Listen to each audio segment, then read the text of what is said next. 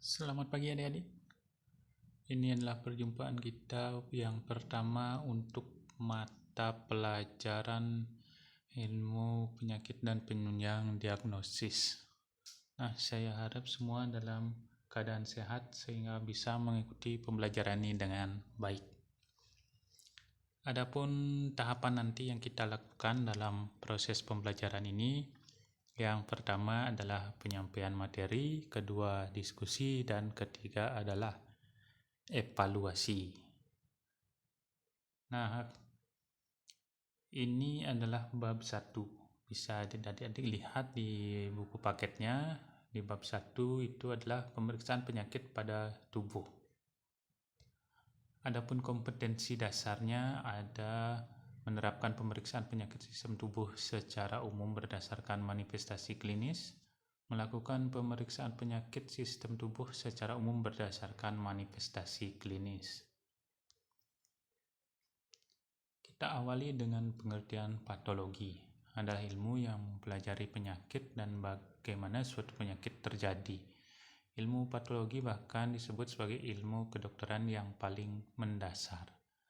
Di dalam dunia medis, patologi berperan untuk membantu dokter mendiagnosis berbagai penyakit.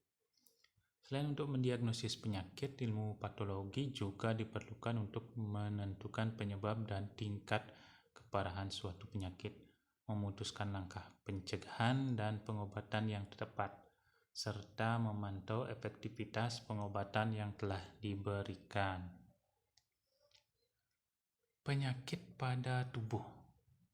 Penyakit adalah di mana suatu kondisi terdapat keadaan tubuh yang abnormal yang menyebabkan hilangnya kondisi normal yang sehat.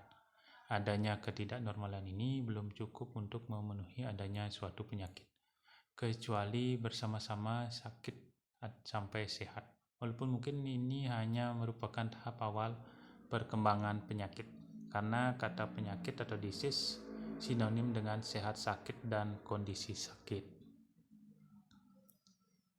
Setiap nama penyakit yang terpisah ditandai secara spesifik oleh perangkat gambaran yang jelas. Ada sebab, tanda dan gejala, perubahan morfologi dan fungsi, dan yang lainnya. Berbagai penyakit mempunyai gambaran umum yang sama, sehingga mereka dikelompokkan bersama-sama pada sistem klasifikasi penyakit. Klasifikasi umum penyakit. Ada penyakit kongenital dan herediter, sering dikali disebabkan oleh kecenderungan genetik dan keluarga terhadap terjadinya abnormalitas bawaan atau penyakit bawaan.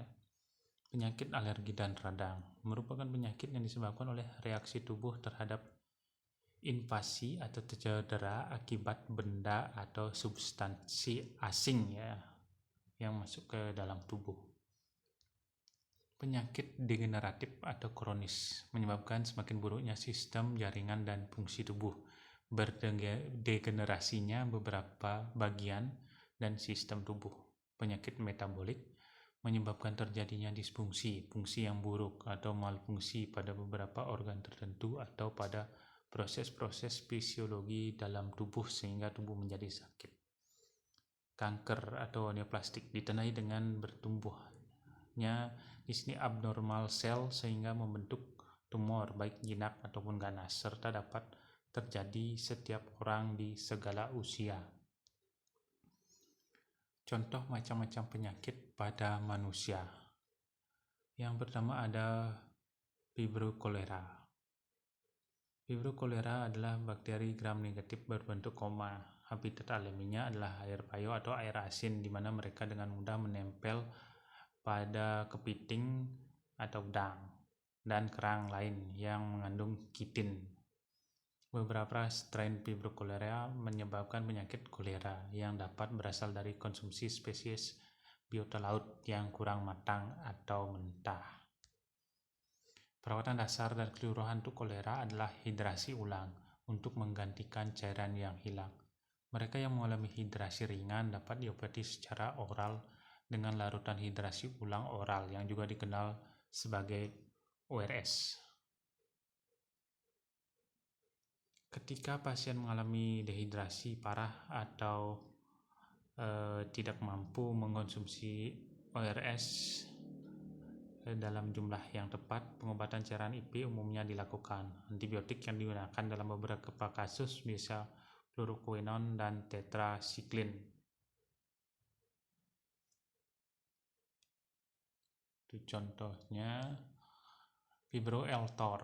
Eltor adalah jenis mikroorganisme untuk suatu strain tertentu dari bakteri Vibrio cholera, agen penyebab kolera, juga dikenal sebagai Eltor butyrate cholera V. Telah strain domain dalam pandemi global ke-7, jenis kolera yang lebih keras dan dapat mematikan penderitanya. Vibrio eltor adalah jenis kolera yang lebih keras dan dapat mematikan penderitanya. Sifat bakteri ini sama dengan Vibrio cholera. Spirillum minus. Bakteri ini menyebabkan penyakit red bike fever dengan gejala berupa demam yang mendadak, sakit otot, ruam kemerahan pada kulit, sakit kepala, nausea, dan radang kelenjar getah bening regional. Pencegahan dilakukan dengan peningkatan sanitasi lingkungan, terutama kebersihan rumah sehingga tidak ada tikus. Eltor fibros. Escherichia coli. Escherichia coli atau E. coli adalah salah satu jenis bakteri yang dapat ditemukan dalam saluran pencernaan manusia dan hewan. Umumnya bakteri ini tidak membahayakan kesehatan atau membantu menciptakan saluran pencernaan yang sehat. Namun beberapa jenis E. coli juga menyebabkan terjadinya penyakit, misalnya menyebabkan diare, infeksi saluran kemih, gangguan pernapasan, dan beberapa gangguan lainnya. Gejala dari E. coli ada diare, BAB berdarah, hilang nafsu makan, demam, nyeri perut, sampai dehidrasi, buang air kecil berdarah, penurunan jumlah urin, kulit pucat atau memar. Pencegahan untuk E. coli. Pertama, cuci tangan. Usahakan selalu mencuci tangan dengan baik sebelum dan setelah mengolah makanan, serta sebelum dan setelah kontak dengan feses maupun dengan binatang. Begitu juga sebelum dan setelah makan. Menjaga kebersihan rumah. Gunakan selalu sarung tangan pelindung saat membersihkan rumah.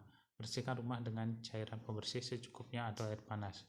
Juga cuci pakaian Anda menggunakan air panas dan deterjen. Memasak makanan pada suhu yang tepat. Hindari konsumsi susu mentah atau yang tidak dipasteurisasi.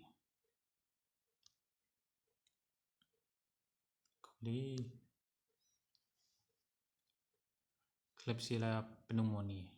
Klebsiella pneumoniae merupakan bakteri patogen gram negatif yang berbentuk batang. Opportunistik, bakteri yang non-motil, tidak bergerak berdasarkan kebutuhannya akan oksigen. Klebsiella pneumoniae merupakan bakteri fluktuatif anaerob. Klebsiella pneumoniae dapat memfermentasikan laktosa. Pada tes dengan indol, Klebsiella pneumoniae akan menunjukkan hasil negatif.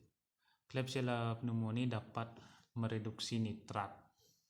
Penyakit utama yang ditimbulkan adalah pneumonia. Klebsiella pneumoniae dapat menyebabkan penyakit karena mempunyai dua tipe antigen pada permukaan selnya.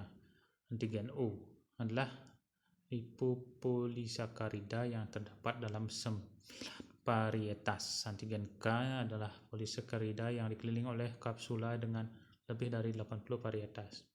Kedua antigen ini meningkatkan patogenitas Klebsiella pneumoniae. Selain itu, Klebsiella pneumoniae mampu memproduksi enzim ISBL, extended spectrum beta lactamase, yang dapat melumpuhkan kerja berbagai jenis antibiotik.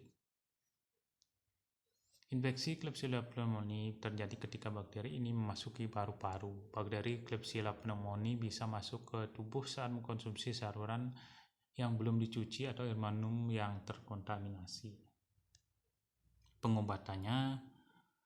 Mengobati infeksi akibat Klebsiella pneumoniae sangat sulit karena seringkali merupakan infeksi nosokomial dan bakteri ini sangat tahan terhadap antibiotik maupun obat-obatan. Pengobatan infeksi Klebsiella pneumoniae meliputi penggunaan antibiotik seperti aminoglikosida dan cephalosporin. Banyak pasien menunjukkan respon yang baik terhadap obat generasi ketiga seperti amikin, tobramycin, clavulanat, acetronam, gentamicin, dan yang lain. Itu bisa dilihat. Proteus vulgaris adalah bakteri gram negatif yang penghasil nitrat pengurangan indol positif katalis yang memproduksi hidrogen sulfida. Bakteri gram negatif yang menghuni saluran usus manusia dan hewan. Ini dapat ditemukan di tanah, air, dan kotoran. Ini dikelompokkan dengan Morganellacea dan merupakan patogen oportunistik manusia. Hal ini diketahui menyebabkan infeksi luka dan spesies lain dari genusnya diketahui menyebabkan infeksi saluran kemih. Pemeriksaan pada tubuh. Medical check-up adalah pemeriksaan kesehatan secara umum. Melalui pemeriksaan ini diharapkan suatu penyakit atau gangguan kesehatan bisa deteksi secara dini. Tes ini sekaligus berguna untuk merencanakan metode penanganan dan pengobatan yang tepat sebelum penyakit berkembang. Saat medical check-up, pasien akan menjalani semua tahapan pemeriksaan secara menyeluruh, berupa konsultasi mengenai keluhan yang sedang dirasakan, pencatatan pemeriksaan berkaitan dengan riwayat kesehatan, pemeriksaan tanda vital tubuh, dan kondisi fisik secara umum. Macam-macam pemeriksaan penyakit pada tubuh. Ada pemeriksaan fisik, peninjauan dari ujung rambut sampai ujung kaki setiap sistem tubuh yang memberikan informasi objektif untuk penilaian klinis klien. Baca lagi materi di kelas 10 buku komunikasi keperawatan, bagian pengumpulan data asuhan keperawatan, sebab pemeriksaan fisik. Itu bisa dibaca lagi.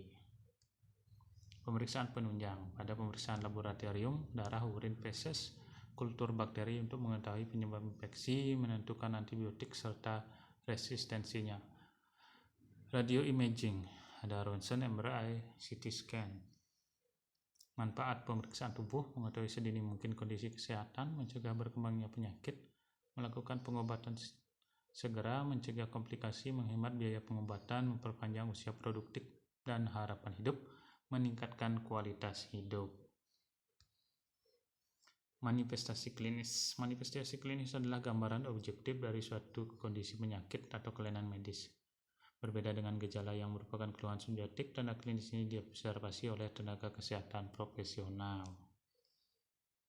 Contoh manifestasi klinis adalah peningkatan tekanan darah atau suhu karena dapat diukur dan diketahui semua orang, sedangkan gejala hanya dirasakan oleh penderita, seperti misalnya nyeri kepala, nyeri perut. Ukuran dan parameternya tidak jelas karena tergantung pada banyak hal, salah satunya ambang nyeri yang dimiliki oleh seseorang. Nyeri dengan intensitas yang sama bisa memberikan keluhan yang berbeda pada dua individu. Ada beberapa keluhan yang sekilas merupakan gejala, namun sebenarnya adalah tanda klinis, misalnya seperti luka pada kulit, bengkak di kaki, dan kulit kemerahan. Keluhan ini dirasakan oleh pasien dan dapat diobservasi oleh tenaga medis yang profesional. Kelainan bentuk. Kelainan bentuk umum yang sering menyebabkan sakit adalah lesi, penimbunan yang berlebihan, letak jaringan yang abnormal, hilangnya jaringan sehat, nggak ada obstruksi aliran normal, ruptur dari ruang viskus, misalnya aneurisma, perforasi. Ada kelainan fungsi. Kelainan fungsi yang mengakibatkan sakit adalah ada sekresi yang berlebih, sekresi yang tidak mencukupi dari produksi sel, gangguan konduksi saraf, gangguan kontraktilitas struktur otot. Rasa sakit yang biasanya diakibatkan oleh satu atau campuran gejala yang biasa, nyeri, demam, mual, lemas. Lesi. Lesi merupakan kelainan struktur atau fungsi yang bertanggung jawab terhadap kondisi sehat sakit. Misalnya seorang penderita infark miokard. Infark atau jalan menuju kematian miokard merupakan suatu lesi. Tidak semua penyakit mempunyai lesi yang dapat dilihat yang berkaitan dengan sakitnya, misalnya depresi, schizophrenia. Kelainan patognomonik. Bentuk yang patognomonik mempunyai arti hanya dipunyai oleh satu jenis penyakit atau kategori suatu penyakit. Tanpa bentuk patognomonik ini, diagnosis tidak mungkin ditegakkan atau menjadi ragu. Contohnya adalah Mycobacterium tuberculosis. Patognomoniknya pada penyakit TBC. Secara klinis, bentuk patognomonik sangat berguna sebab dapat mengumumkan diagnosa pasti. Kehadirannya tidak akan meragukan untuk menetapkan diagnosis, tapi ada beberapa penyakit yang mempunyai bentuk campuran di mana tidak di satu di antara bentuk campuran tersebut dapat merupakan alat diagnostik yang mutlak. Diagnosis tidak akan berdasarkan disebabkan ditemukannya bentuk campuran. Penyakit yang mempunyai bentuk campuran tersebut disebut sindrom. Sekian untuk materi kali ini. Semoga bermanfaat. Silakan diulangi kembali. Setelah itu kita lanjutkan dengan diskusi. Habis diskusi baru dilanjutkan dengan evaluasi. Selamat belajar kembali, tetap jaga kesehatan dan terima kasih banyak.